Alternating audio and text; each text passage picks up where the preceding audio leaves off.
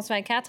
Marcus Carson's in the studio now with the business news. And Marcus, EU leaders still in talks, trying to agree how to turn up the economic heat on Russia. Yeah, European Union leaders, they're meeting in Brussels, of course, talking about their response to Russia's annexation of Crimea. There are reports that they'll expand their list of individuals who are subjected to asset freezes and travel bans.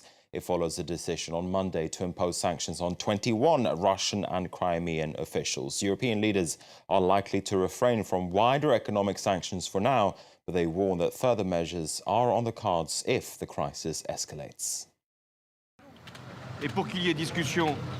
Pressure is necessary if there is to be discussion and negotiation. And that is why economic sanctions, even if they are not decided today, need to be considered, need to be, in any case, prepared.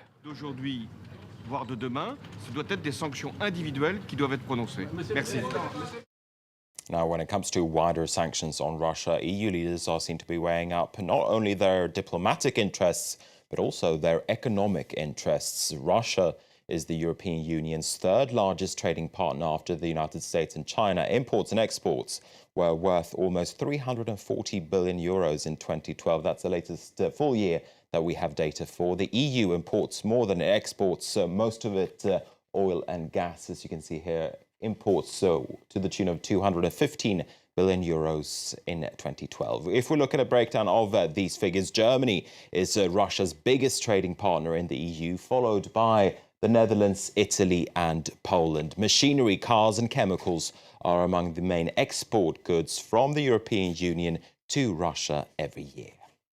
All right, so that's a story that we'll keep our eyes on, of course. We're going to move on now, though, to another story in Brussels. The head of the European Central Bank has hailed a deal that clears the way for the construction of a banking union. Eurozone finance ministers and the European Parliament agreed after marathon talks on how to unwind failing banks without having to resort to major bailouts by taxpayers. But there are concerns that the agreement doesn't go far enough, as Mark Thompson explains. After months of negotiations, a breakthrough. The European Union has agreed a deal with national governments on how to wind up failing Eurozone banks. I am absolutely convinced that this reform of the banking union is a revolution for the European banking sector, and it's probably the most significant reform for us, Europeans, since the creation of the euro. The European Parliament touted the deal on a single resolution mechanism as a victory. This as governments agreed to let a rescue fund grow to 55 billion euros over the next 8 years, as opposed to 10. There was also squabbling over who would decide which troubled bank should be closed.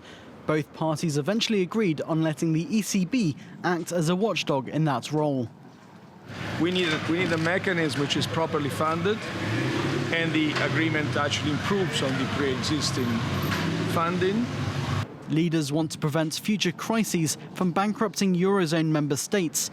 The SRM will be responsible for either closing down or restructuring the 130 biggest Eurozone banks should they run into trouble.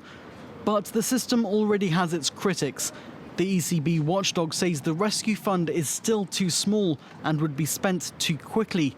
There are also concerns that only the biggest institutions would be covered when some of the smaller and middle-sized banks can also cause damage.